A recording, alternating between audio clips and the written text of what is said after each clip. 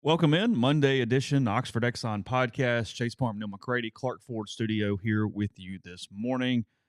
Happy President's Day. A lot of you guys are off today. Some aren't, but maybe you're listening with headphones in your office, cubicle, wherever you are. We appreciate you wherever that is. We'll talk Ole Miss baseball. They sweep Delaware to begin the season. The Blue Hens, not very good at all, but Ole Miss 3-0. You got a 4-game week coming up. Arkansas State tomorrow. JT Quinn making his first start, the freshman, and then a top 15 Maryland team in town this weekend. The Terps, I think, took 2 out of 3 from South Florida over the weekend, losing on Friday and then winning on Saturday and Sunday. They've got quite the travel schedule. They were in Tampa over the weekend. They have a home game Tuesday. They're in Oxford Friday, Saturday, Sunday, and they're in Minnesota with Ole Miss next weekend. So a lot going on for the Turtles there in Maryland. Ole Miss basketball, women's basketball, both losing overtime games at the Pavilion over the course of the weekend. The men 69-61, falling to Mississippi State. No field goals the last 3 minutes of the game for the Rebels in that loss. And then the women yesterday had the ball for a final possession against number 1 South Carolina, who is undefeated this season. Could not get a shot off. They fall in OT by 7 or so. So that and more coming up on the show. A show brought to you every single day by the Oxford Exxon Highway 6 West in Oxford. You know about lunch specials. You know about the Sunriser next to the Oxford Crystal. And remember that you can head on over also and get entered into the contest to win some Ole Miss baseball tickets. Those are hot commodities around here these days. So you can do that as well. Just go to the website for Blue Sky, Oxford Exxon. Check them out on social media. You can retweet. You can enter. You can get a chance to win tickets to every series finale at home this season. So that and more coming up. And again, coming to you from the Clark Ford Studio. We are Clark Ford's in Amory, Mississippi, 662-257-1900 is that number. Call it. Ask for our friend Corey Clark. Tell Corey what Ford product you're looking for. He'll send you a quote within 15 minutes in business hours, right to the bottom line. No hassle, no haggle. You get your quote. The rest completely up to you. You can shop that quote around. You can do what I've done, what I recommend that you do, and that's hop into a Clark Ford today, 662-257-1900. Guests will join over the course of the week on the myperfectfranchise.net hotline.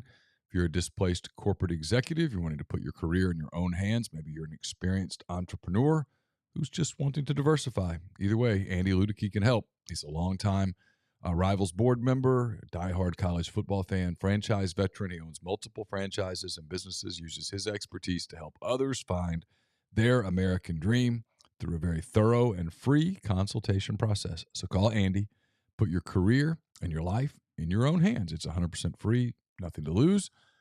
myperfectfranchise.net or contact Andy anytime at andy@myperfectfranchise.net or call him at 404-973-9901. Yeah, the exact detail for that is a chance to win 4 box seat tickets for every Sunday home game this season.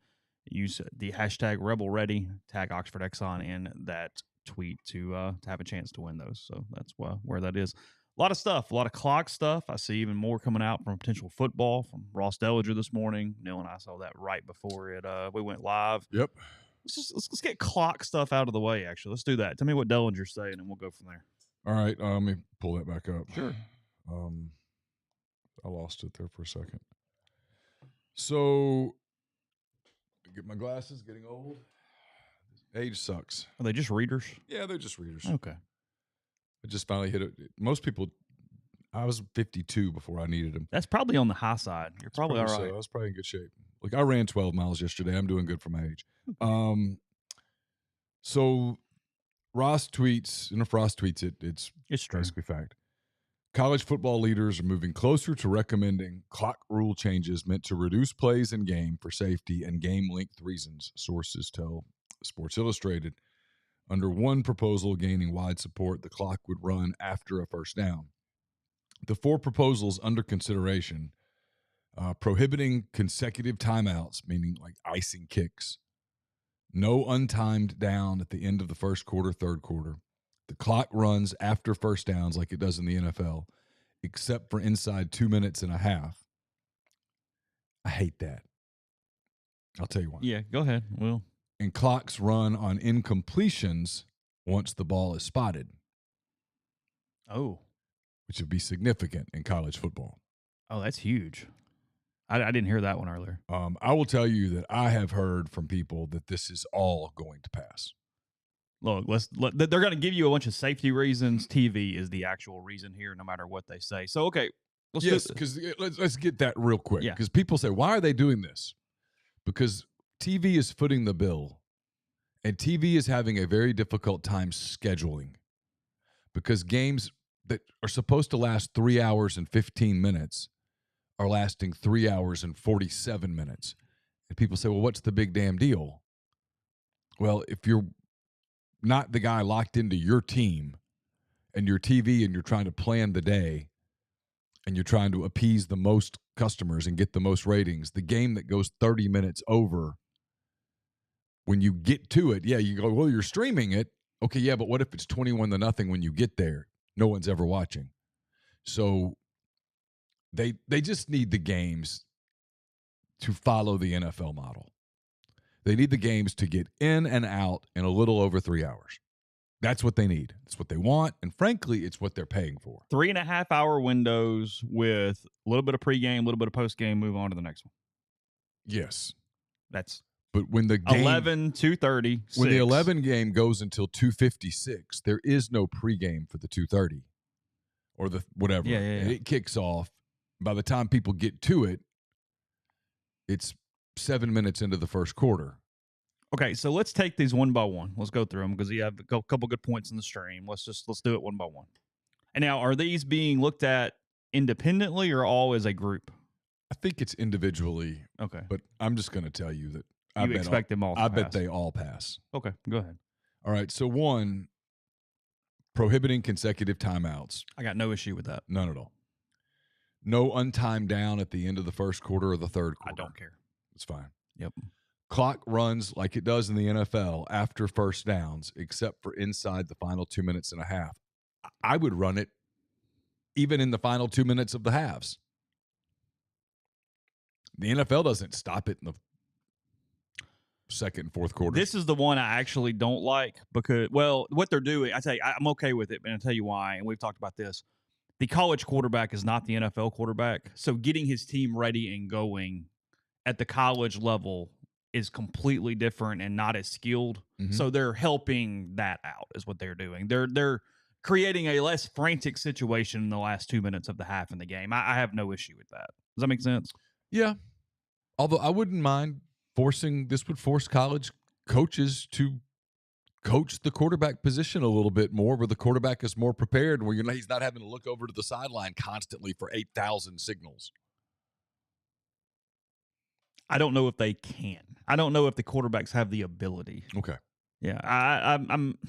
And then, and part of this, and I think I'm right in saying this, so I'm just kind of setting you up. Part of it's because you hate when the game changes. Either play the game or don't play the game. It's why I hate overtime. It's a lot like overtimes and penalty kicks and all that stuff. It's play the game. That's why I hate overtime. I hate the way that college football does overtime. I have hated it since day one.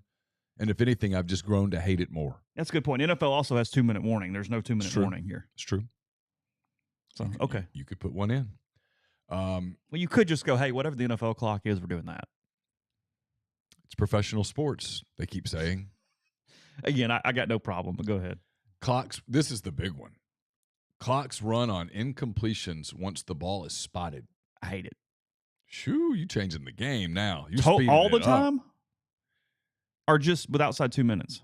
Clocks run on incompletions. Hold on. So you're telling me somebody can't throw an incomplete pass or throw the ball away to stop the clock with 30 seconds left? It'll stop the clock until the referee spots the ball. Hate it. I'd have to see. You are killing offenses in this. Maybe that's your goal, but remember, to get eyes, you need points. What they're doing is they're trying to speed it up. They're overcorrecting. Well, they are overcorrecting. I would argue that's what they've done in baseball. They are overcorrecting. We'll get there in a minute. Yeah. This is... I hate that rule to a point that my blood pressure is going up. Hate it. What you have in the college game is so many of these teams that throw the ball 60 times a game. Yep. And 35 of those passes are incomplete. And the games go on and on and on and on. That's what you have. And so they're trying to figure out, how the hell do we put this in a window? And the answer is, you might not be able to. It might be, like when you're fat and you're trying to squeeze everything into a size 34 pant, it just won't go. Yeah, I mean, good point here. So if you down the football, you're only getting like 3 seconds. I mean, come on. Yeah, I don't know how that. I mean, even the NFL goes, no, hold on a minute. This is dumb. Yeah, well, the NFL doesn't do this. Yeah, I mean, this is the last one's extreme. That's extreme. That's stupid. The coaches are going to go, hold on a minute. And then Leif has a great point. So we want to do all this, but we won't just put a freaking microphone in the quarterback's helmet to give him the play where you don't have to look to the sidelines. You want to speed things up, then put a freaking microphone in the quarterback's helmet. Is that because they can't get that technology everywhere? Siskey says it's money related in some way. I'll take his word for it. I don't know. They do it on every baseball freaking team. The catcher's wearing a headset. What's the difference? I know. This is stupid. The first 3 I'm fairly okay with, even though whatever. Let's see. A running clock after a first down would eliminate about 7 to 9 plays per game. A running clock after an incomplete pass would eliminate more than twice that number. Yeah, we're knocking almost 30 plays out of a game. The last one is stupid. This is dumb. I'm just reading to see if there's something here. Game length is more of an FBS problem. It is unclear if the clock rule changes would eventually be adopted by Division II and Division III. Because you notice in there, they don't say anything about too many commercial breaks or too many TV timeouts that are too long. If you notice that, they don't say that's what's killing the game a little bit too here, guys. It is, but that's what's paying the bills. But actually, it's making for a worse product in person or watching because it's fewer plays and now more timeouts. So the ratio of game length to commercials, the product in person are going to be completely different. The product in person sucks. I went to some in-person games this year. I went to the Troy, South Alabama game. I went to the Las Vegas Bowl. I went to the Boise Bowl, whatever it's called, Famous Potato Bowl or whatever. I went to some games as just a guy. And the TV timeouts in person, I don't know how you people stand it. It literally, timeout, kick, timeout. 2.5 minutes, 2 minutes and 40 seconds. I mean, at least in the press box, I've got my computer and I'm working. But if I'm just sitting there as I was at those games, what are we doing? In the stadium, I don't know how you people stand it. You're just baking in the sun for 2 hours and 40 minutes so that they can run a couple of Cialis commercials. But that's what's paying the bills. Yeah, more flopping is what you'll see in these rules because injuries are the one thing that will stop the clock. So get ready. Everybody going to fall over. Oh, yeah, God. Even more. Double it. Again, makes the product worse. It does. This is stupid. They are making the product actually worse by doing any of this. Hey, what do we do to get more people to watch? Screw up the product. Okay, good. Thanks. Awesome. Kyle, thank you for the super chat. He says, carried me all the way to and from Disney. Glad we were able to help. Yeah, short and a half. 8 minutes too long right there. 8 minutes. Yeah. But bands. Okay, play 2 instead of 4. I don't know. Sorry.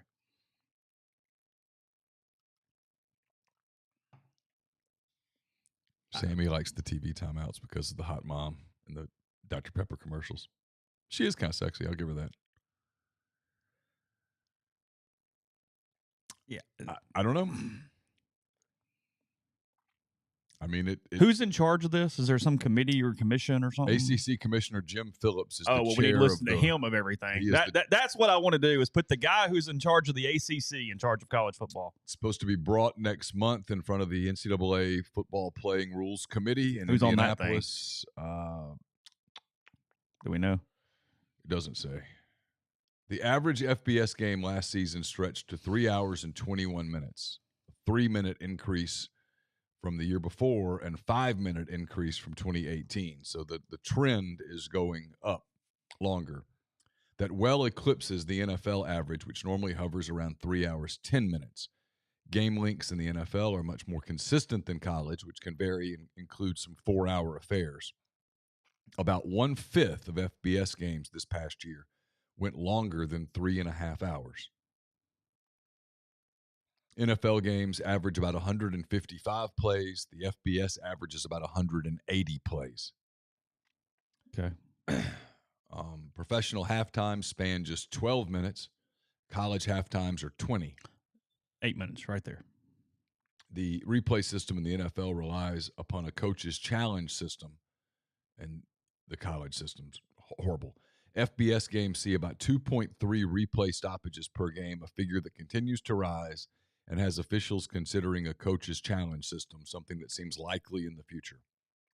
Television commercials don't impact game time significantly. From 2018 to 2020, games not televised finished only about 2 minutes sooner than those televised.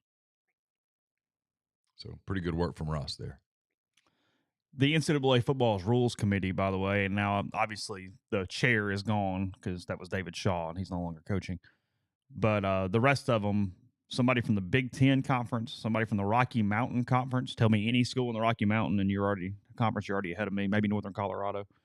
Shenandoah University, Missouri Western State, Yale, Sul Ross State, Oklahoma, Stanford, blah, blah, blah, yeah, whatever. Steve Shaw's on this thing. Texas State University, Southern Utah University, Ohio Wesleyan, and Westchester University. That's who I want deciding all of my FBS college football rules is that list of people. Again, there's a solution to this, and it's right in front of everybody, and that's a little more complicated because I can sit here in this studio and go, here's what I would do. But the Big Ten and the SEC could look each other in the eye and go, you know what? We're the same. Let's break away. We're going to run our own operation. The Big Ten could be a conference. The SEC could be a conference, and the winners could play in the big game. It would be super. You know? It would be super, huh? Yep. Terrific, magnificent. You could end up with 20 and 20. You could even intersectional during the season. And then at the end of the year, you could have a little playoff up there and a little playoff over here. And the two survivors could play in the magnificent game. And it would make $1 gazillion. And you could have your own rules. Grant makes a good point. You talk about changing the OT rules when LSU and AM played 7 overtimes. The only thing is we enjoyed the 7 overtimes. Yeah. But I get why the coaches don't. Yeah, sure. You didn't have to do 7 overtimes. Do the NFL playoff overtime. It's perfect. It's fine. Yeah, I'm good. No issues with it. Simple. Again, I don't hate it as as much. And at the college game, someone's going to flub a punt or whatever, and you're going to win. Ball game. You could change, and I know you're going, hold on, just do the NFL, quit putting lipstick on a pig. I get that. You could also just put the damn ball at the 50 instead of the 25 and at least make them get into field goal range. Okay. Part of the problem with the college overtime system is they're already in field goal range. And then once you get to the third, everybody's at the 2.5-yard line. Well, yeah, now, and I hate that. I despise it. Yes. Teams play all day, and then all of a sudden you're like, okay, let's do 2-point play drills. Hate that. So stupid. The disconnect on this is it's TV fixing their own problem when TV is paying bills only because fans watch the games. Fans are actually the driver. Of course.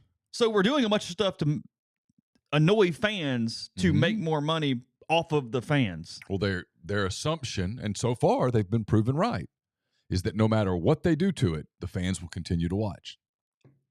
And so far... What was that about dying at the roots? Yeah, you don't. But I hadn't seen it today, huh? So far,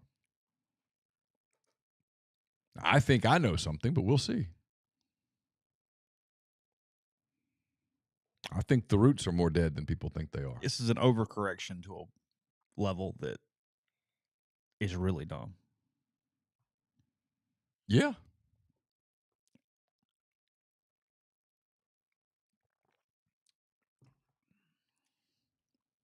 But the TV people do not want a 3.5-hour game. And I understand. You got 11, you got 2:30, you got these time frames, and when the 11 o'clock game is still going at 2:30, it's frustrating for the TV people. I get it 100%. Because a football game's not supposed to last 3 hours and 42 minutes. It's not. And when you watch an NFL game and it's 3 hours and 10 minutes, it's very clean. It feels right. It does. Because it is right. It feels right. It does. They're better players. They are. It's more efficient. It's more professional. That's the problem. They're not. I mean, there is a disconnect between college player efficiency and this. It is. It's a good setup for the baseball thing we're going to talk about in a minute. Is college athletes are not as efficient as pro athletes. Duh. Right. I mean, it'd be like doing this in high school, and it would just be helter-skelter and going, oh, my God, nobody can get a playoff. Yep. There's no hand raise guy ever. Austin, thank you for the super chat. Says, give you a shout out for the podcast with Riley Gaines. Really appreciate that. Yeah, it was one that I was glad that I did. I expected a lot of pushback. I got very little. I say very little, none. Got like 2 people. One was pissed off that I did it on the day that baseball opened. Then I mean, that's fair. That's sacred. I don't know. And my response was, we had lots of baseball coverage, and I hadn't seen the team, so how could I possibly add to that coverage? And that deal's common sense. That's just common sense. If a 6'4" man with genitalia and everything is going to race against women, he's usually going to win. He's going to win, yeah. The last thing on this, though, is you keep saying, hey, and then I'm not saying you, just in general. Everybody keeps saying, hey, the fans are always going to keep watching. The TV's still going to keep paying, too, though. They're going to broadcast freaking football. Yeah. I mean, so you're letting one side completely dictate something when they're not going away either. Yeah. I mean, it's nonsensical. It's ridiculous. Well, like it's a bastardization of the same thing where right now the student athlete just gets whatever on that side of things. It's like, hold on, where are they going? If you put more rules in, where are they going? Yeah. Nowhere. Well, that's what Tyler has been emphatic about this. He has no chance, but yes. I mean, John Summerall said it without saying it on McCready and Siskey on Thursday. Basically, that right now there are no rules. No, they're not. No. He said it's constant. I said, how many days off do you get? He goes, none. He wasn't complaining. Just, Yeah. So we transition to baseball in a second. I'll tell you about when your national champion's back in action. Show your support for their efforts on the field this season by signing up for the Pledge Per Win and Pledge Per Home Run campaigns. Donations are charged every Monday. They're allocated into your Blue Priority point total, and they are up to 90% tax deductible. You can sign up today by visiting give2athletics.com/donate or call the Ole Miss Athletics Foundation at 662-915-7159. Also, a reminder, Morgan Wallen coming to Oxford to Vaught Hemingway Stadium April 22nd, 23rd. 2 nights there in Oxford, that Saturday night, that Sunday night. Tickets still available at great prices for both nights. You can get those at morganwallen.com. Walk On Sports Bistro puts everything they've got into bringing you game day with the taste of Louisiana. Dig into their mouth-watering, made-from-scratch Louisiana cuisine, po' boys, gumbo, voodoo shrimp, plus fan favorites like juicy burgers and fresh salads, all in front of 70-plus TVs, 40-plus ice-cold beers on tap. You can also order online at walkons.com or on their convenient Walk-Ons app. If you're in Oxford or Ridgeland, or the Jackson area, I should say, stop by the Oxford or Ridgeland Walk-Ons today. It'd be a great place, NCAA tournament, that kind of thing as things get going. So keep that in mind if you're in Oxford or Jackson. The College Corner is your one-stop Rebel Shop. 2 locations in the Jackson area. In Ridgeland, it's next to Fleet Feet. In Flowood, it's next to Half Shell. You can also go to collegecornerstore.com. Plus, you can find them on Facebook and Instagram. The largest selection of Rebel gear in Central Mississippi. The video version of my interview with Riley Gaines is up in the form of the Hand Raised Guys. It's brought to you by Comer Heating and Air and Southern Air Conditioning and Heating.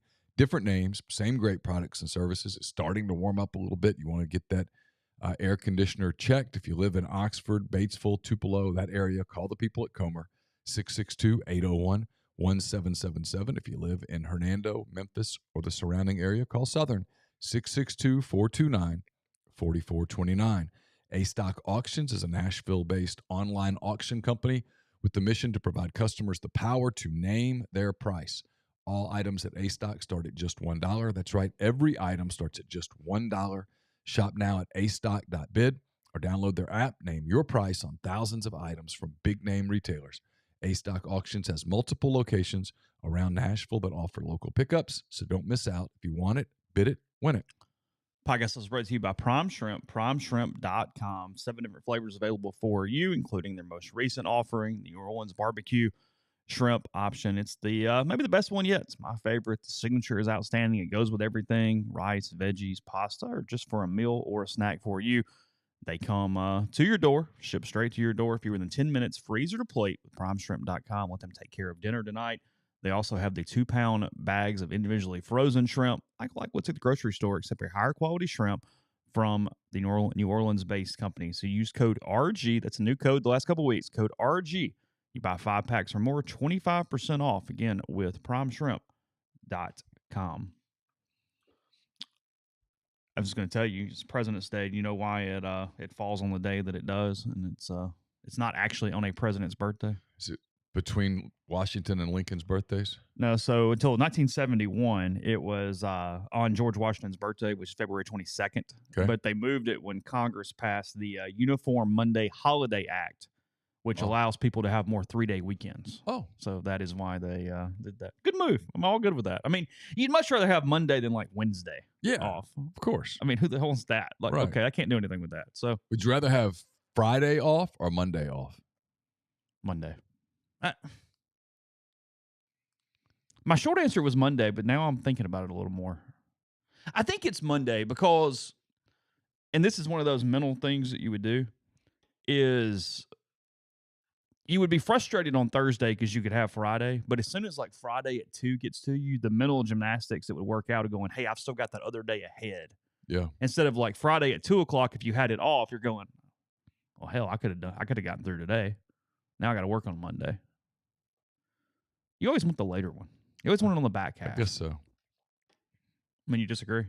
No, I'm just thinking about it. I mean, if you got stuff going on, I mean, like a lot of people would go, no, I'd love Friday because I could have gotten to opening day at 4 o'clock or something. But just in general, when you're not worried about travel that is and going Sunday's on. really nice when you know you don't have to work Monday. Yeah, it's an extra Saturday. Yeah. Whereas Friday is not an extra Saturday. It's still kind of like Sunday, like here, because Laura didn't have work and Carson doesn't have school. Like we turned Sunday night into like a Saturday night. Mm-hmm. Yeah. You had work, but yeah. I mean, I had work, but whatever. Yeah, I think it's Monday. I had to work. I did do 10 thoughts, and 10 thoughts. Some days it's easy, and some days it's hard. And yesterday was hard. Was it? Just mentally. I'm tired of writing about the same thing over and over and over. Men's basketball. It's the way you write about it. Yeah.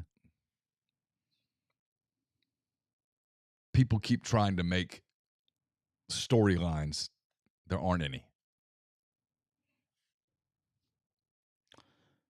Just news and notes wise, in case you've been under a rock, before I get into baseball, Jimmy Carter went into hospice on Friday or Saturday. So 98 years old. 98 has overcome several major health conditions in the last few years or so. So anyway, that's where that is at. He's not doing any more hospital stays. President Biden is celebrating President's Day today in Ukraine. Oh, I did see that. Yeah, major gave a major gift to the Ukrainian. I did see that. Mm-hmm. Guess we'll have. I mean, here soon, whenever that. We're going to fund their pensions. Do what? We're funding their pensions. Really? Yeah. Yeah, I saw the note this morning. I wonder where that money comes from. I haven't read through that yet this morning. Didn't see that. Probably some taxes. Who cares? So we'll have 5 living presidents whenever Carter does pass away, or past presidents. Is that right? We have 5 right now. Bush, Clinton, Obama, Trump. 9, yeah. So what? Nothing. Okay. I'm just biting my tongue. All right. I think it's great that we just opened the southern border, tax the hell out of people. Wonder whether we can afford Medicare and Social Security, but by God, we can fund Ukraine. Yeah. Makes all the sense in the world. It's a show of support. Well, show of support would be, hey, go get them. Yeah. We're rooting for you. We're for you. We'll fund all of your pensions. Yeah. Feels like more than a show of support. Yeah. Again, Delaware was not very good at all.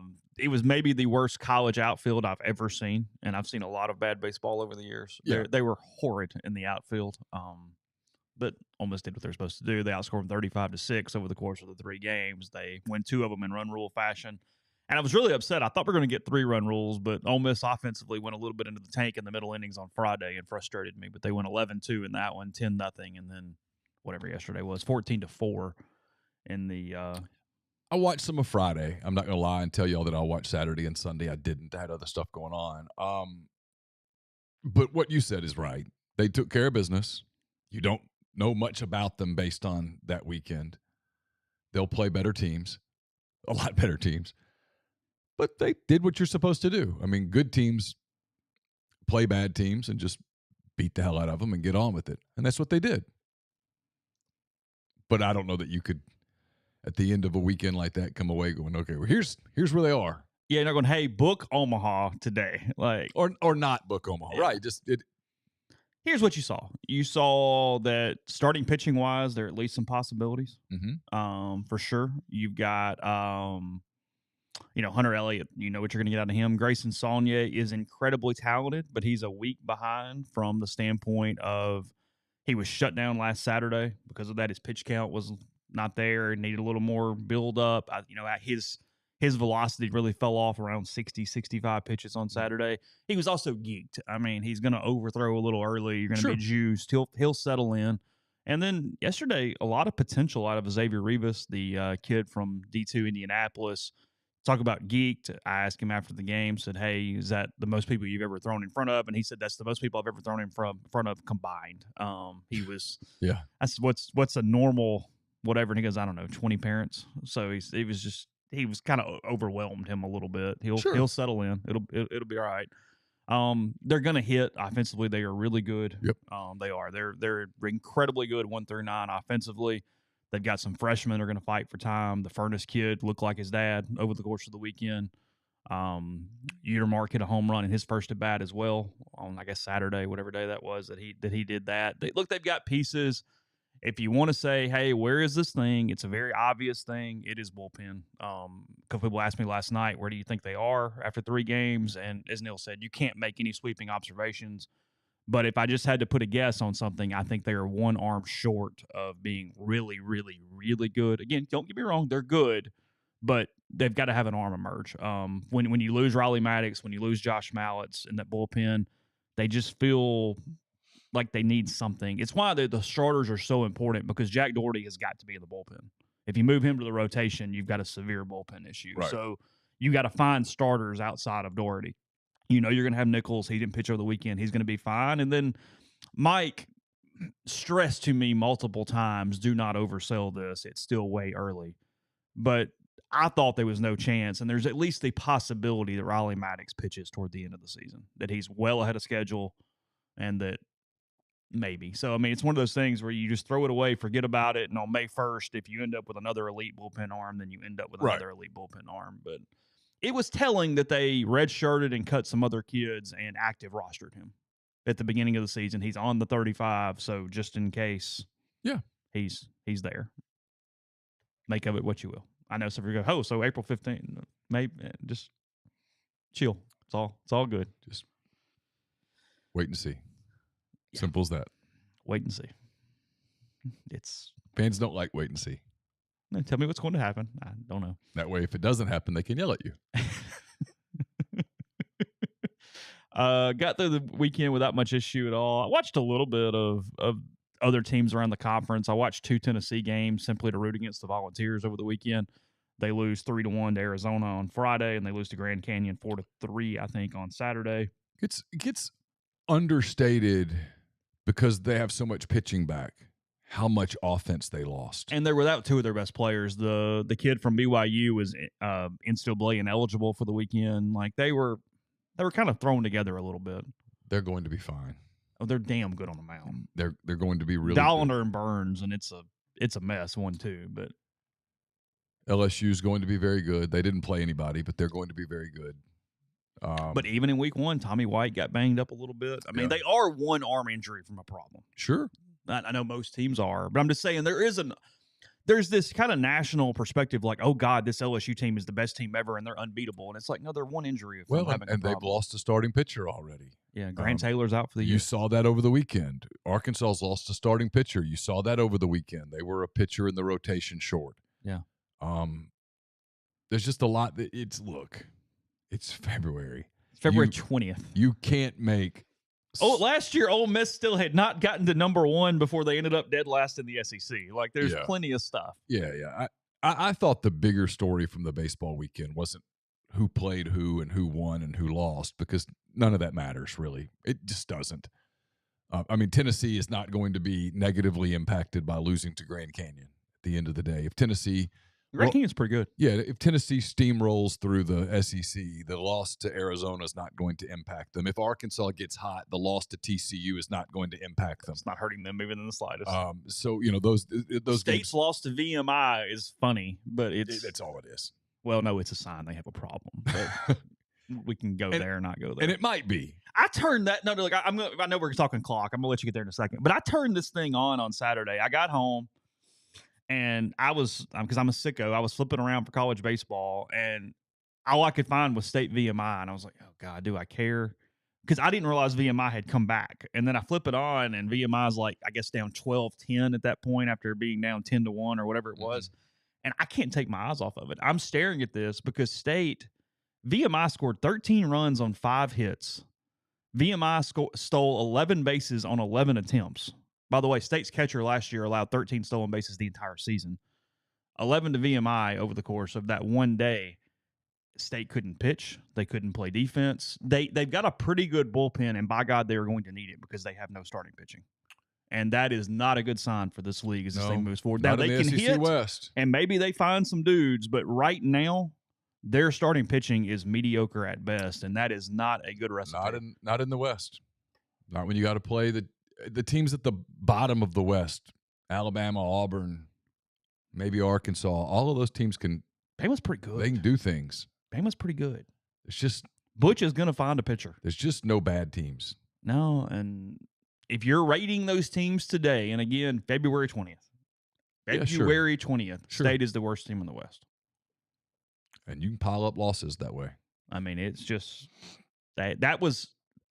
Again, it's one day, but it's the way it looks. You have a hard time throwing strikes. You're having to use a bunch of pitchers and hoping they're all kind of on that day. I mean, VMI was 16-40 last season. Yeah.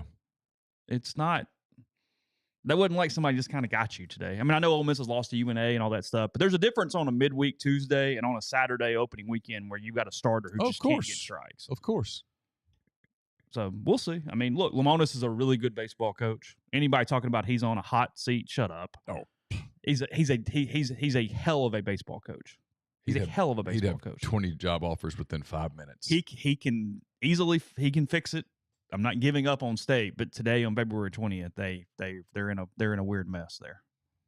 I mean, Missouri beat Texas over the weekend. Yeah. If the Tigers start beating people too, and I mean it's you and I had Texas went 0-3. I was going to say I think Texas lost all 3 games. They did. Yeah, that was some weird scores in that over the weekend in that Arlington thing. Deal. Yeah.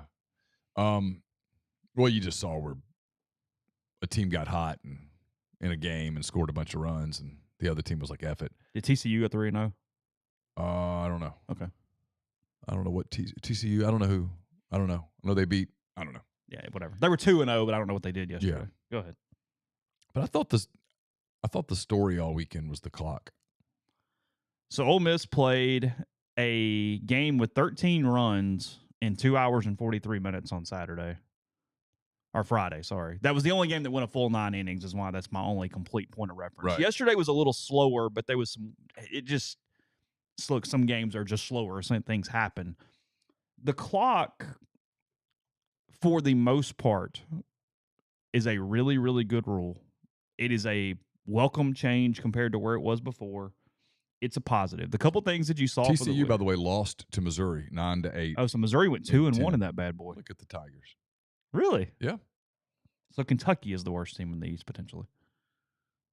Based on one weekend, yes. Well, and based on their rosters, yes. Kentucky is not about to go win the league, because like Vanderbilt got popped really good on opening day and then beat the hell out of somebody the next 2 days. That's weird. TCU blows out Vanderbilt, blows out Arkansas, loses to Missouri. Probably not how they had their 2-1 going for the weekend, wasn't it? Not what they saw coming. Anyway, I interrupted you. I'm sorry. No, you're good. So the two things I saw from the clock gameplay standpoint, One, it was, and this is across the league. I didn't watch any. The only thing I watched outside of the SEC is on Friday night. I watched a little bit of Stanford and Cal State Fullerton. So you saw what teams prepared the best for the clock over the course of the weekend. Now, look, if you're in closer games, you're going to be a little more high strung. It's going to matter a little more. So you have to at least factor that part in. Ole Miss was really prepared for the clock. It did not seem to be a big deal. Mike has stressed it maybe more than he stressed much of anything over the course of the years, and they handled it. There was a little bit of a mess up yesterday. I think Jordan Vera was on the mound, one of the freshman relievers, but I also think the clock operator made some mistakes. It just got a little weird for a minute where Mike's yelling about that's not the right clock, and it kind of got all screwy. But for the most part, I thought Ole Miss handled it well. And you saw Tennessee not handle it well at all. My guess is that Tony Vitello just didn't think they were going to push it as hard as they pushed it and did not stress it. Or Tennessee is just a bunch of jackasses, as they always are, and that's what happened, one or the other or both. So you saw that, and then if anything, if I'm really nitpicking it, and I think it's where Neal's going, it felt rushed a little bit. And now, is it strictly the time that is rushing it, or because players are too conscious of it and they are rushing? Because I was watching, and Delaware helped to this, because Delaware multiple times never, I mean, you got to be in the box kind of all the time anyway, but they were ready to hit immediately. I mean, literally the Delaware batters would take the swing, stand up, and ready to go. There were at least 30 to 40 pitches on Saturday where not the clock at 10 seconds. Between pitches, there were fewer than 10 seconds. I mean, it was just get the ball, go, go, go, go, go, go, go. I do think you can tell your players, take a breath, calm down a little bit, relax. It's going to be okay. And they weren't doing that. It was very, very, very, players were stressing about the clock. So I want to see what it looks like in 3 weeks when they're a little more used to it. And maybe they take those extra 3-4 seconds, and maybe that makes the gameplay feel a little better. But it felt rushed, and it felt like, baseball is so big on breathe and time between pitches and the flow to it. And the flow just felt scattered to me a little bit. I did not think that I did not think the gameplay was completely good from a clock standpoint. Yeah, I think they've overcorrected. They needed to speed it up. It felt like it was rushed. It just felt like it was a little more frantic than you want baseball to look. That was it. I told you before, it's you see the difference between like the fan who just hates all the rivals. You're setting up Arkansas and A&M before we do that. Well, yeah, like what Van Horn said, he did the hyperbolic thing where it's ruining the game. Like, no, it's not ruining the game. But I did get what he was trying to say, which was sometimes, especially with men on base, and he was being specific about with men on base, you're trying to kind of set up coverages maybe as a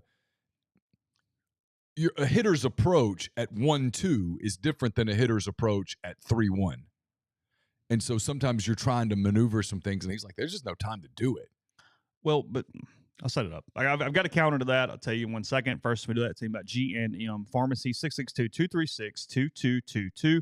They deliver locally in the Oxford area, and they offer MedSync. For your prescriptions the same day each month and take care of you. One trip to the pharmacy, one delivered. You have everything you need when you need it with G&M. They'll also transfer your medications. That's really easy.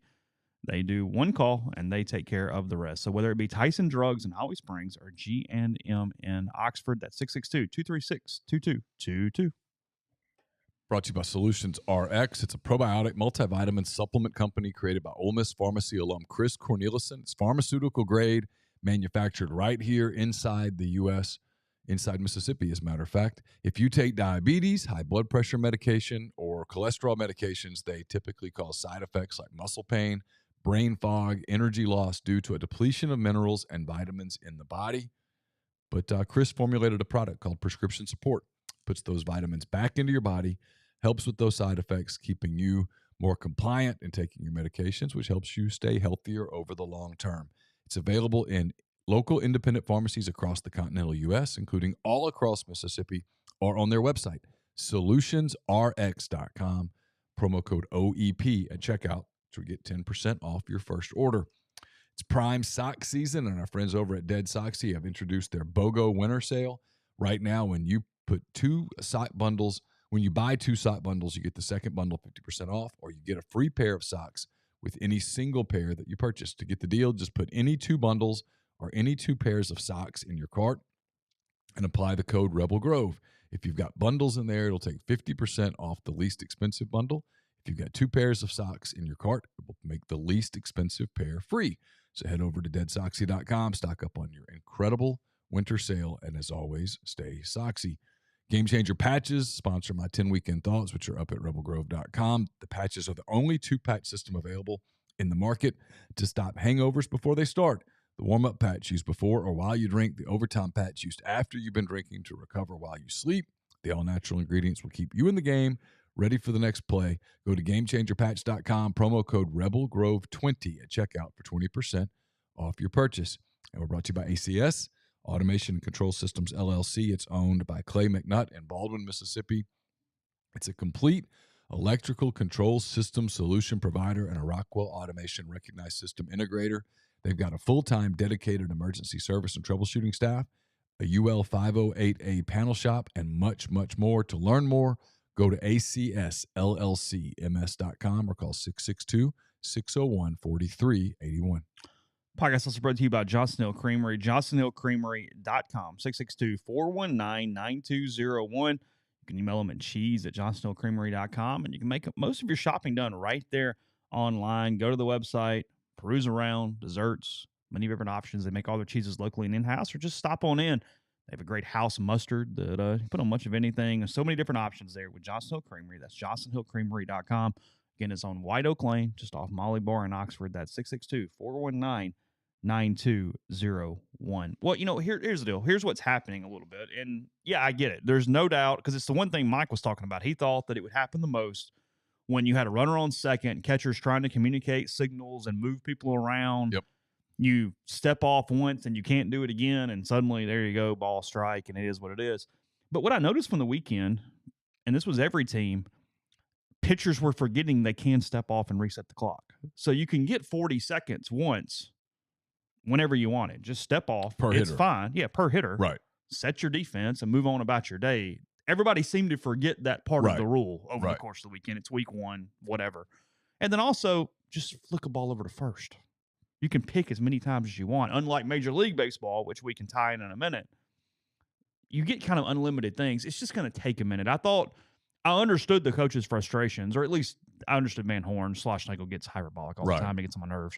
But there is a way to fix this that is pretty easy and calm, and I feel like we're just kind of yelling to yell right now. I kind of felt for Van Horn a little bit. I didn't watch the game because it was on Flow Sports, and I wasn't about to subscribe to Flow Sports. But in the press conference, his team had just lost. I think his words would have rang differently had it been after one of the 2 wins. Yeah, because they beat Texas, they beat Oklahoma State, they lose to TCU in between. They went 2-1. Okay. Yeah, all right. But he got asked about it. He didn't bring it up. He got asked about it. And so you could almost see his face go, "Ah, damn it. They're going to misinterpret this as me being pissed off about a loss." And look, he isn't worried about a loss to TCU on February the whatever it was.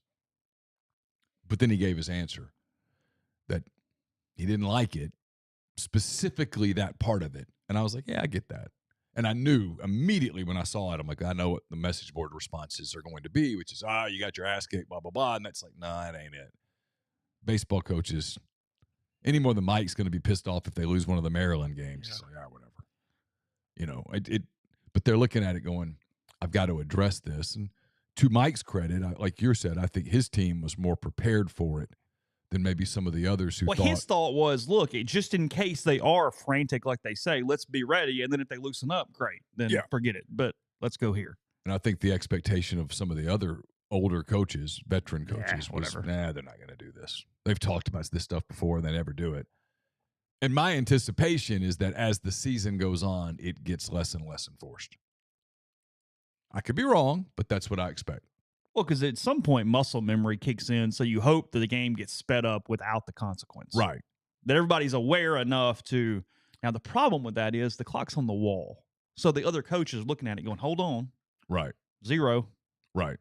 Got a problem here. Where Schlossnagle, and again, when you're the biggest offender with the old problem, you don't get as much say to gripe for the deal. Sure. No, I've paid far more attention to Corbin and Van Horn than I did Schlossnagle. Like Schlossnagle, whatever. Right, sure. If Tennessee didn't exist, A&M would be the most annoying team in the league. Sure. But that's my point. So Ben McDonald laughing at it. If anybody missed this, I think Rob Friedman put this out. Ben put this out. It was a play from Friday night, Arizona, Tennessee. And the Tennessee kid, who's very, very high strung, his name's Christian's, I think, something. It's slipping my mind right now. He starts calling for time frantically. He's yelling. He's putting his hand back. I mean, he looks like he's about to have a coronary out there calling time. Umpire doesn't give it to him. Pitch comes. He's walked, takes the base, turns around and yells at the umpire, and how he was not thrown out there is beyond me. There is a little bit of Tennessee almost intimidates umpires. If you just throw the kid out right there, we'd all calm down and move on about our day. Yeah. But whatever. That's fine. The umpire followed the rule correctly. He did. He had no major issue to call time. The way the rule sets is once that time hits where the batter has to be in the box, that's it, unless a contact falls out or there is something safety related happens where you go, okay, we need to stop play. And even when you stop play, you just pause the clock and then restart it and play from there. So everybody keeps going, no, the pitcher was stalling. The pitcher was well within his right to wait inside his 20 seconds. There is no pitcher stalling anymore. Right. So the umpire's looking at the guy going, no, go play. So how does that work if 4 seconds on the clock, a fly flies into your eye?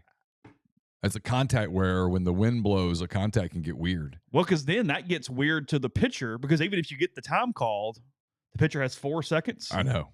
I don't know. Again, there's some common sense that's lacking in it. So Ben's laughing at Tennessee here in his tweet. He goes, not going to be easy getting used to these new rules in college or MLB. Laughing, hang in there. Schlossnagle quote tweets this. This is what bugs me, is he picked a terrible example. Because this was a Tennessee kid acting like an asshole. Right. The umpire followed the rule completely. There was really no interpretation issue here. But even the announcers didn't understand. If you listen to the audio, the announcers are going, oh, my God, they're not giving him time. It's like, did you do any prep this week, guys? Nope. Any? Nope. I mean, you know the answer to that. Yeah, this is whatever. So Schlossnagle says, total joke, only college baseball changes the rules every year. Not fair for anyone involved, including umpires, players, and coaches. Any organization with any sort of feel would adjust now. What do we do? Well, and he's the guy on the other side that doesn't get that there's a problem.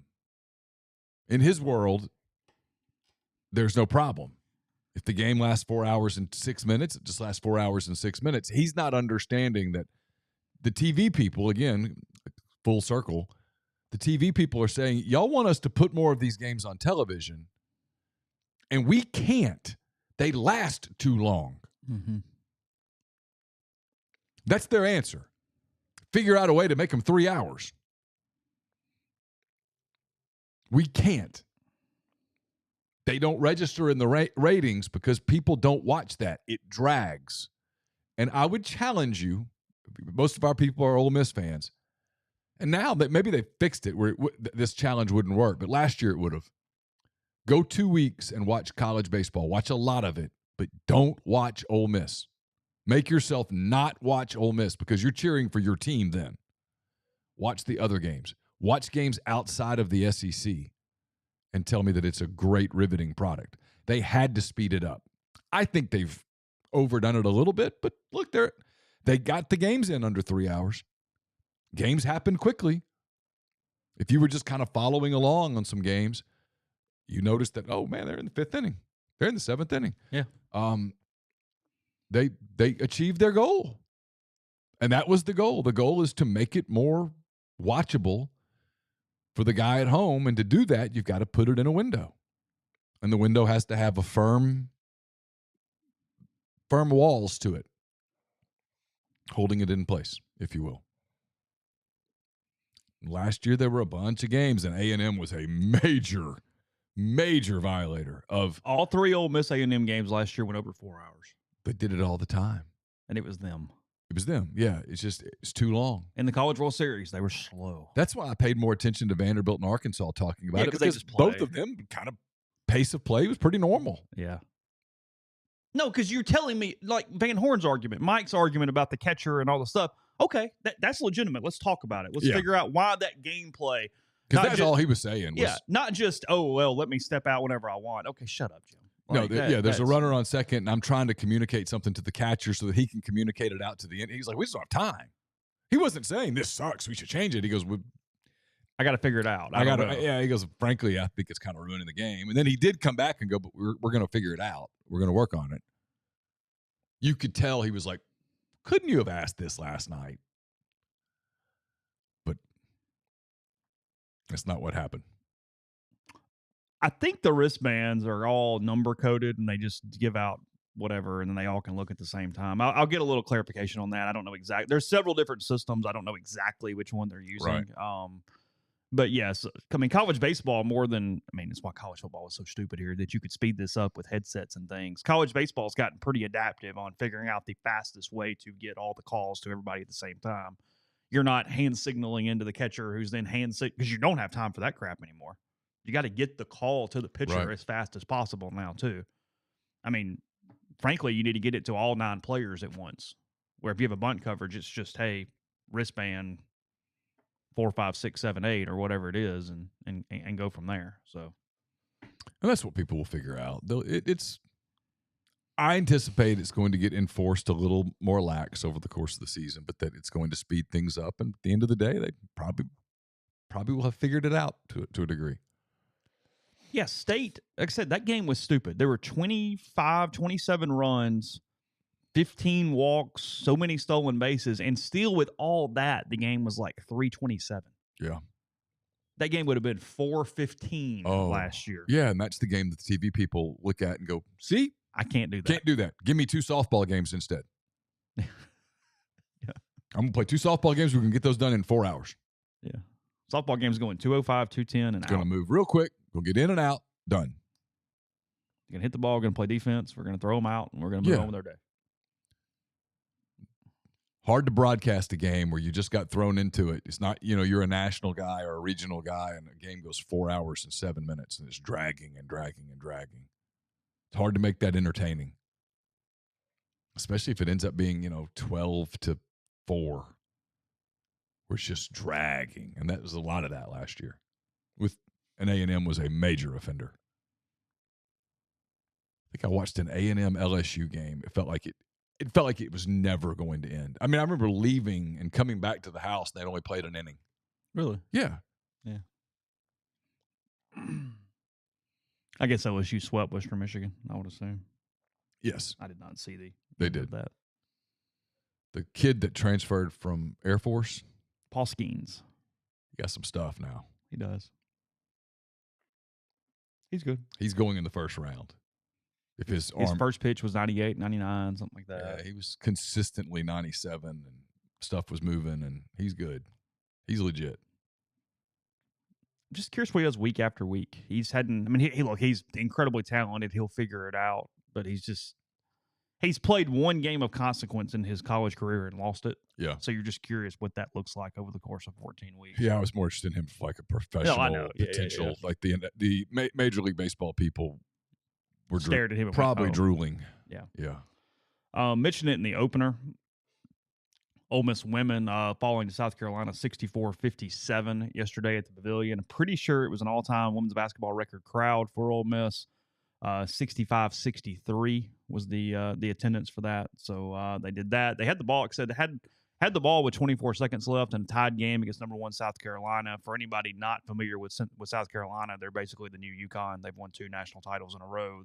Don Staley's built a powerhouse there, and in Columbia. Ole Miss didn't really get a shot off. South Carolina almost actually made the shot with a second and a half left. I thought off the hand it was in. Yeah. And she got fouled. The Ole Miss girl got fouled. You're not going to get that call. And I think the reason she didn't get the call was because I don't know whether she got tripped or tripped. Yeah. But she was flailing. Appeared to be a little out of control when she was sort of pushed down. You're just not going to get that call. She was fouled.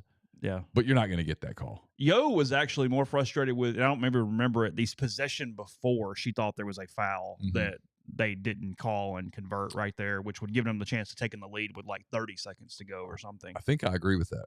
Okay. That was actually, she actually never mentioned foul on the last possession. She thought the one before was the one that was critical there. I turned it on at halftime when I saw the score because I was like, well, if they win, this is probably going to be a really big story. And I had basketball there, and I had the Daytona 500, believe it or not, on my other TV. I actually watched most of the Ricky Daytona Stenhouse 500. wins, He by did. the way. Some of that stuff I don't understand. I know we're jumping around. I don't understand the NASCAR overtime. They had an overtime, then they had a big wreck. Yeah. Then they did another overtime, and they had a big wreck. But that was it. It was like, well, cool, but I don't like. So it turns out that the race was decided ultimately right in front of the wreck, and it was just a matter of who led at the moment that they hit the caution. Yeah. And Stenhouse was ahead, barely. It was fine. Am I crazy here? I was for Stenhouse. I wanted him to win, but I'm like, well, how does it end now? Help me, people. I don't know the rules. Before these rules, if you had a caution at the last lap, wasn't there like a final sprint? Help me here, people. So they did that. Yeah. So they set it up. We're going to have a 2-lap race. Yeah. And I'm like, oh, that's cool. Yeah. And so as soon as they dropped the green flag on the 2-lap, I mean, literally, like it took no time at all. Another wreck. All the energy had built up behind it, and boom, boom, boom, looked like bumper cars. And so we had to wait again, and then, okay, well, we're going to do it again. And I'm like, okay, so 2 laps. And they did. They went 1 lap good, and they got into the last lap, and they had a big wreck behind it, and that's when they hit the button. And so I'm like, okay. But if they were on the last lap and the wreck was behind them, why would you not just finish the lap? They're not in danger. You know what I mean? Yeah, They're I know. gone, so go. I don't know. I don't know why. It's the last lap. I don't know why they hit the caution. I guess because there's so much stuff going on that you want everybody to slow down. I don't know. It was bizarre. I mean, yeah, I get not wanting to finish under a caution, but just keep doing it till you don't have a caution. We've already been here like 4 hours. What's another 8 minutes at this point? I don't know. Whatever. Yeah. Because by that time, Carson had come outside because we were going to watch the NBA All-Star game, the draft and stuff, which, by the way, is genius. And he kept saying, so how does this work? And I'm like, I don't know. Yeah. But I'm interested. Yeah. And he's like, so it's over? And I'm like, I think so. And he said, why? And I said, I don't know. Seems like there's a better way to do it. But it felt like every time you restarted, you were going to have more wrecks. Yeah. Which was crazy because the first half of the race, they basically stayed in the 2x2 the whole way. It looked like a procession. Mm-hmm. It was actually kind of interesting because they stayed under green for a long time. I've now watched more NASCAR in one day than I've watched in years combined. I have no idea why I watched. Didn't know who all the people were. Right. Didn't recognize the names, but it was interesting. Okay. Is it Waltrip that's the broadcaster? I don't know, but probably. He makes me laugh because he starts talking about, there's no way all these Fords are going to let those Chevys in or whatever. And you got your Camrys, and I'm like, wait. So they got teams. Yeah. But all the teams are the same. I guess if you're on the same team, you're all the same Ford or whatever. Yeah. It's just, I can explain that if you'd like me to, but it'd probably be bad pie. And we can. I just laughed at it. It was funny. I mean, if we need to get Tommy in on for the. And it might be why I like NASCAR a little bit lately is because the broadcasters are pretty damn good. Yeah. They do a really good job. Yeah, that's fair. And they're entertaining. Yeah. So anyway, I don't know how we got all the way around there, but point being, if you were interested in yesterday, if you watched and cared, I know Yo's press conference is on the site, on the message board somewhere.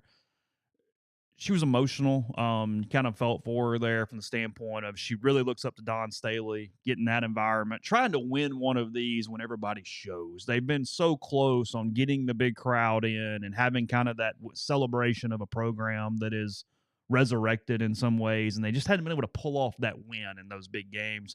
They played the hell out of LSU and Kim Mulkey in Baton Rouge earlier in the week. They're also, they kind of got a little bit of a schedule issue. It was their third game in 7 days. They played Monday, Thursday, Sunday. So they had a lot of schedule kind of stuff. And, played Carolina as well as anybody's played them all year at this point. Literally. It was right there. She admitted that, hey, once it goes to overtime, they're so experienced. You felt like, okay, we had it. That was our shot. You had to get them with a bucket right there when you could get it. Yeah. But look, they're completely fine from a tournament standpoint. They're in the NCAA tournament. And if they get the right draw, they could be very easily a second weekend team. I don't know women's basketball enough to tell you what that would look like, but if you can play South Carolina to overtime, you can beat a 7 seed or somebody and get to the tournament, get to the next weekend. I haven't watched a ton of Ole Miss's women's team. It's probably a failure on my part. They're better on defense than I realized they were. They're really good. They really guard you. They muddy the game up. Yep. Sometimes offensively it's kind of muddy too. But look, she inherited a program that had no pulse. Yeah. The train wreck of all train wrecks. And yesterday on a Sunday when there was baseball in town and it was a beautiful day outside, I mean, I lit a fire and lit the grill. And the scheduling was smart. They let baseball get over. Yeah, but my point was they got 6,500 people in that arena, which I assume we're going to talk about the men for a minute. Shows you that the stuff about no one's going to support basketball is total crap. It's total crap. It's just not true. They showed up for the women yesterday. If they'll show up for a women's game, again, it's South Carolina. I get it. But it was a beautiful day outside. People didn't have work today. A lot of people didn't. It was a perfect day to light the grill and do those things outside because it felt like spring. They got 6,500 people there. She's fantastic at marketing. I understood she was out at the baseball game begging people in left field to come. No, you get why she resonates. She shows up. She asks. She's energetic. She's recruited well. I mean, look, there's a theme here. This is a path that is doable for any sport. Any sport. This is not a women's basketball conversation. Nope. The new men's coach, frankly, needs to emulate a lot of stuff Yo is doing right now. A lot. She's done all of that stuff, and people are starting to respond to it because and they're also winning. Yes. Because people. If they were going into yesterday's game and Carolina was going to beat them by 38, then nobody shows up.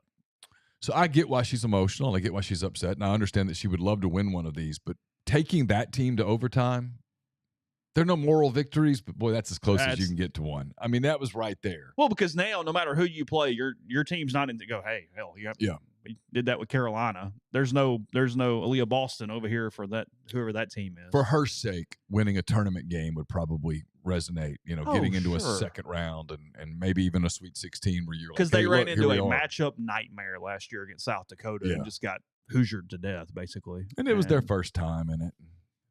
Eyes were probably big. Mm-hmm. Tournament's weird. You can get a wrong draw. But no, kudos to her because she's done a really good job. And she put a product on the floor that was incredibly competitive against the absolute standard in her sport. Mm-hmm.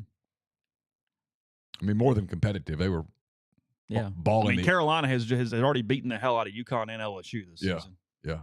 LSU didn't do that to them. I mean, if you told me to pick the national champion, I'm picking South Carolina. Oh, yeah, sure. They're going to win it. I mean, odds are. Yeah. I mean, you could have a bad day, but odds are they're going to win it. Yeah. Podcast brought to you in part by Northeast Spark, NESPRC. 2 packages, the Ignite, the 100 Mbps, or the Blaze, the 1 gig that powers the Clark Ford studio. Your hometown team bringing you world-class broadband. That's nespark.com. 662-238-3159. Phone service, parental controls, network security, and much more. So call the office for details about Lafayette County, also parts of Union and Pontotoc counties for those who do not previously have internet. Again, that's 662-238-3159. We're brought to you by Lammon's Fine Jewelry. Lammon's at 1126 North Lamar Boulevard in Oxford. They've been serving the Oxford area for 3/4 of a century.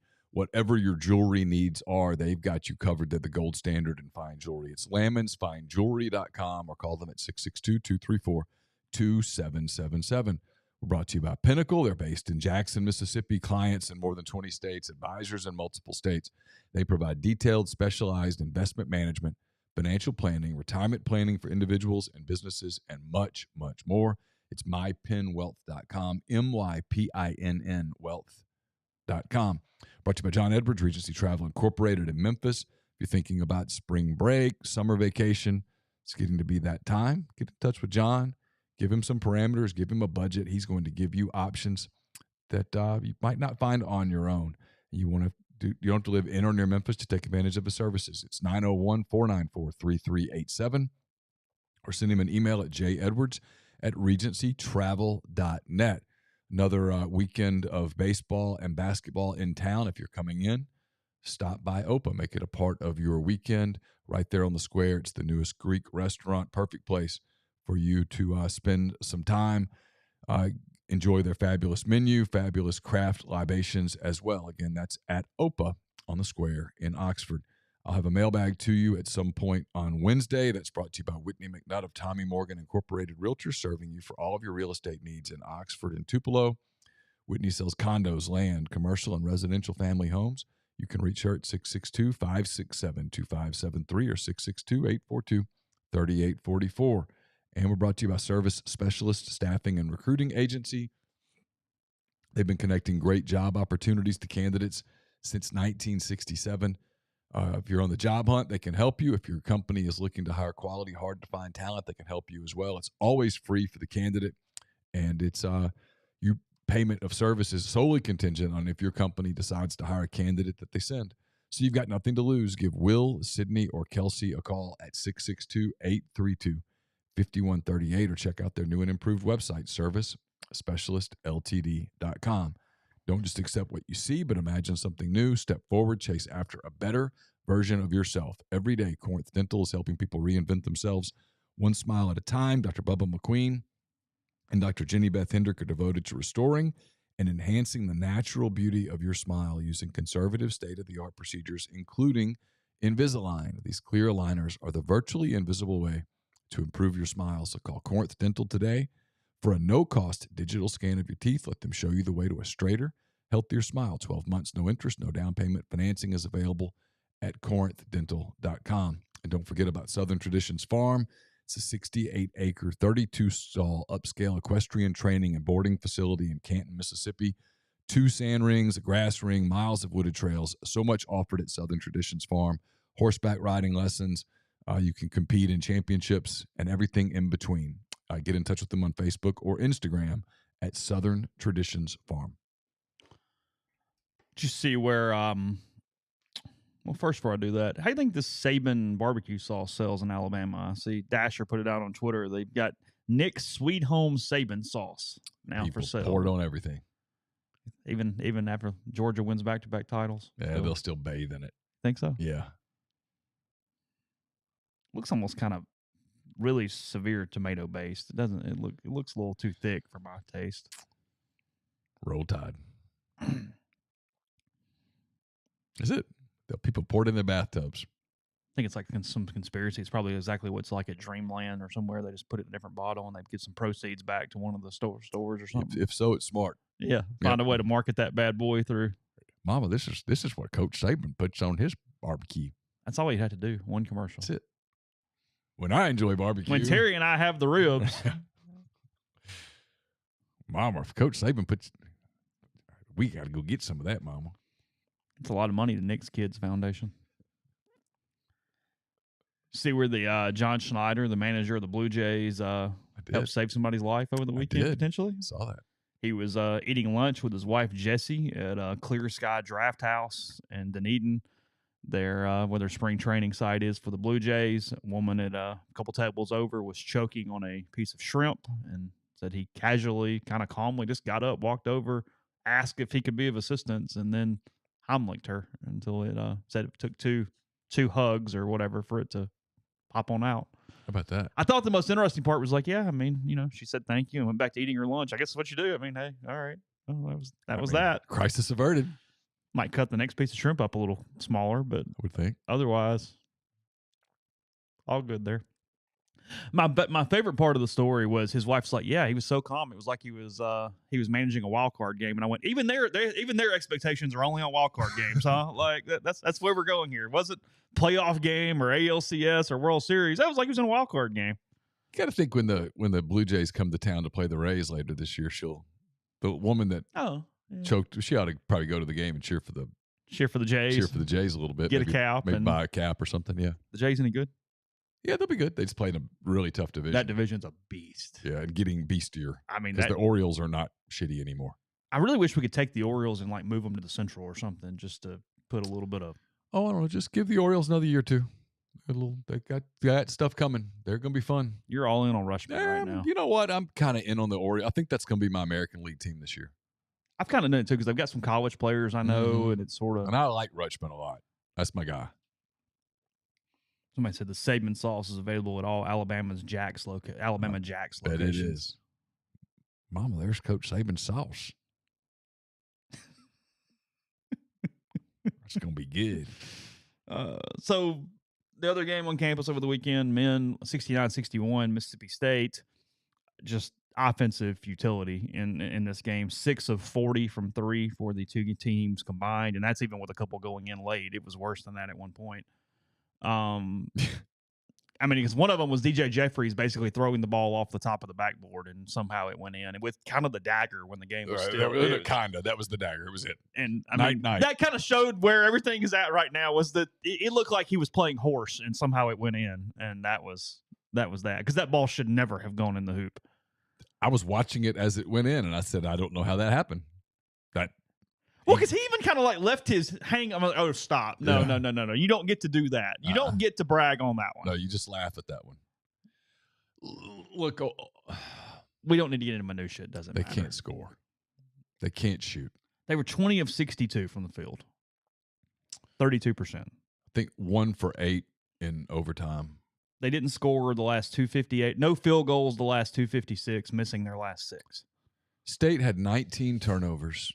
State went 1.9 minutes and 40-some-odd seconds without scoring a field goal and still won the game. Mm-hmm. That's it. I mean. What else you need? I mean.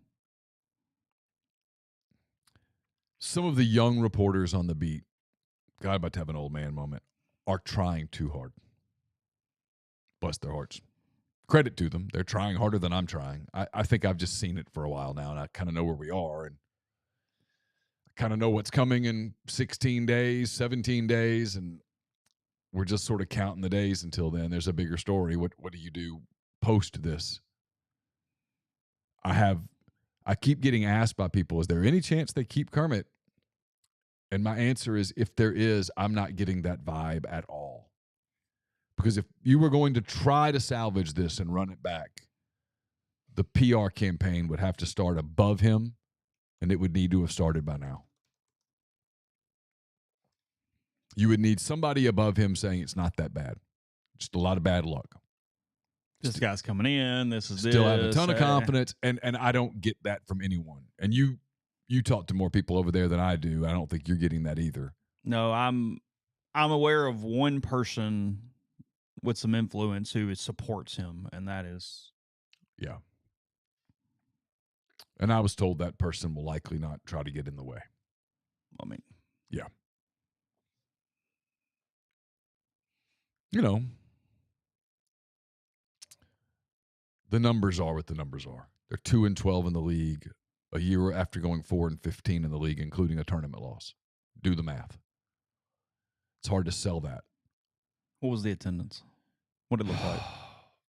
It was okay. The State brought, I'd guess, 1,000 people. And they were loud. They were loud late. It was the loudest that it got. They did that maroon white chant. Pretty loud at the end. And one of their writers was asking about it. That was a weird thing. The writer kept asking Jans about winning a rivalry game and about their fans making noise, and you could tell he was like, I don't know. Because they wrote a story basically going how Jans is taking over the rivalry, and I was like, hold on. No, he didn't. Did you see that? Yeah, no. Next year it could go completely the other way. Right. Like shut up. Yeah, Jans, to his credit, did not want to answer that. It's like yeah, he was like, well, I mean, it was just overtime, you know. I mean, what are you? It was we not suck too. Happy for our fans, you know, that they got to celebrate. Yeah, blah blah blah. But yeah, he's trying to get in the NCAA tournament somehow, some way, and they were a millisecond away. You know, I mean, if Ole Miss gets a better possession and Matt doesn't slip, maybe makes a shot, that's the end of that. As it is, State's playing for something next week, and that's what you want.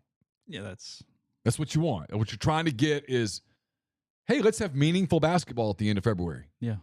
That's what you want. Where fans show up and go, hey, if we win. Yeah. Where it matters.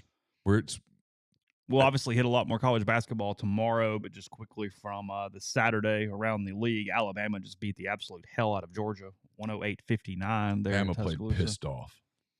Yeah, I'm guessing they had that game in Knoxville, and I'm guessing Thursday and Friday in Tuscaloosa was not fun. Yeah, Mike walked into the wrong building on Saturday, For sure. and that was that. Kentucky sweeps Tennessee. Tennessee's weird. If you told me Tennessee lost in the second round, I would not be at all blown away. Not sure I wouldn't expect it. I mean, they just can't score. But Kentucky now, Saturday, 9-5. after going to Starkville and winning, they kind of looked the part on Saturday. 66-54 at Rupp over Tennessee. They led by 20 at the half. And the Vols can't score enough to make that a game late. They got back to within 10, I think. But, yeah, no, that was interesting. They are so bad, and I get LSU is horrid, but credit to South Carolina. They've played really hard this season for a team that first-year coach trying to build anything there in Columbia. Frankly, the last 3 weeks or so, they haven't been so bad. No, they've been okay. Yeah. 82-73 in Baton Rouge against a hapless Tigers team. That's awful. LSU comes to Oxford Saturday night. 7:30 tip, I think, on that. I mean, LSU's 12-15, 1-13 in the SEC. Yeah. Yeah. I know. Think of me. Arkansas blasted Florida in Fayetteville, 84-65. Florida's obviously without Colin Castleton, different team. He's out for the year. It's a shame because he's one of the better guys in the league. I like Colin a lot.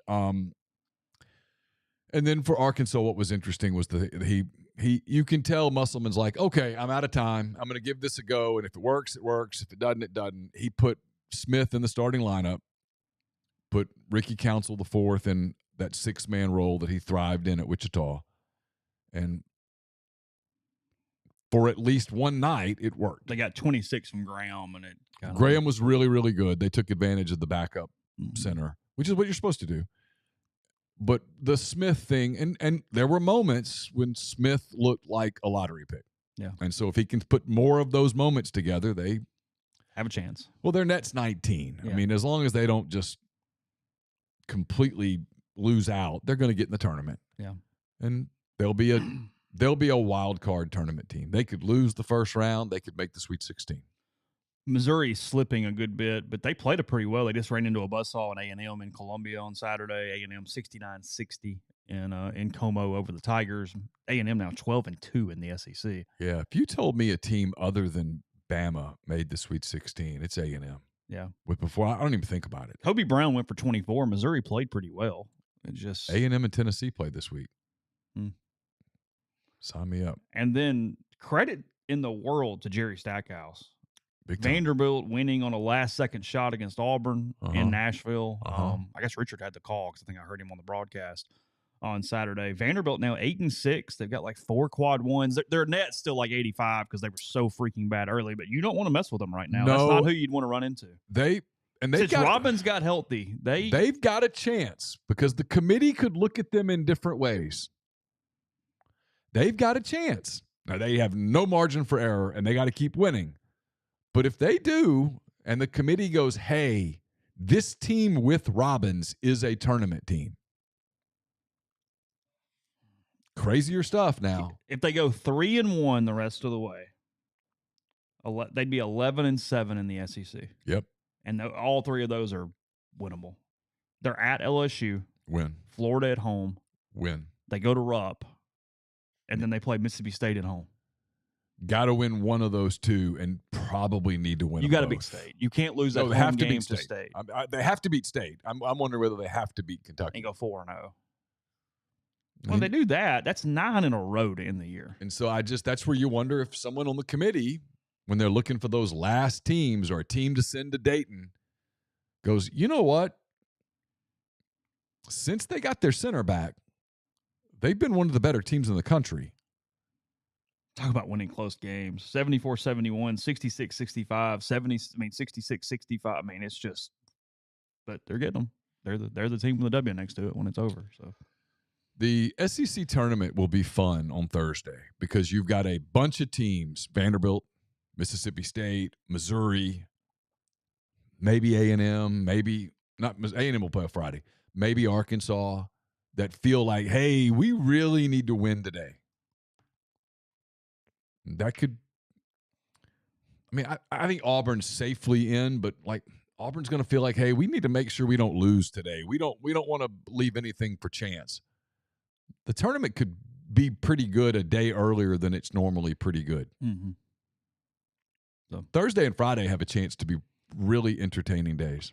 I saw it got flagged to us to talk about. We'll talk about it tomorrow. Pete Thamel with a column this morning. The tweet paragraph is another shift in conference realignment coming, ?